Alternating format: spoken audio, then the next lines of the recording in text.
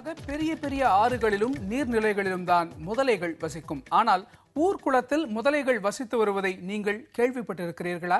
தினமும் பார்த்து கொண்டுதான் இருக்கிறோம் என்கிறார்கள் திருவண்ணாமலை மக்கள்.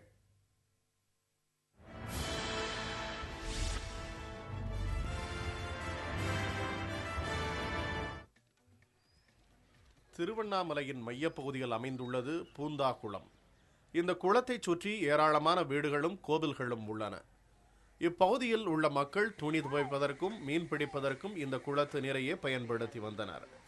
இந்த நிலையில் கடந்த சில மாதங்களுக்கு முன்பு குளத்தின் நடுவே இருக்கும் பாறையில் முதலைகளை கண்ட மக்கள் மிகவும் பீதியடைந்துள்ளனர். ஒரு கடந்த 6 மாசமா இதுல ஒரு 4-5 முதலைங்க இருக்கு. அந்த முதலைங்களை யாரும் பிடிக்கவும் இல்லை, ஒன்றும் இல்லை. இந்த ஃபாரஸ்ட் டிபார்ட்மெண்ட் வந்தவங்க என்ன பண்ணாங்க, ஒரே போர்டு மட்டும் வச்சுட்டு போயிட்டாங்க. இதனால அது எந்த விதமான நடவடிக்கைகள் எடுக்கவே இல்லை. பல குழந்தைகள் கரையோரமாக விளையாடி வரும் நிலையில் இந்த முதலைகள் கரையேறுவதை பார்த்த மக்கள் எங்கே இந்த முதலைகளால் தங்களுக்கும் தங்கள் குழந்தைகளுக்கும் ஆபத்து வருமோ என்று அச்சப்படுகின்றனர். இங்கே ஒரு முதல்ல இருந்துச்சு, நாங்கள் எல்லாம் பார்த்தோம். அப்புறம் பார்த்தா 2 இருந்துச்சு, அப்புறம் பார்த்தா 3 முதல்ல. அதிகமாக இருக்க அதிகமாக ஆயின்னு வருதுக்கோசரம் கம்மியாக ஆன பாட்டை காணாது.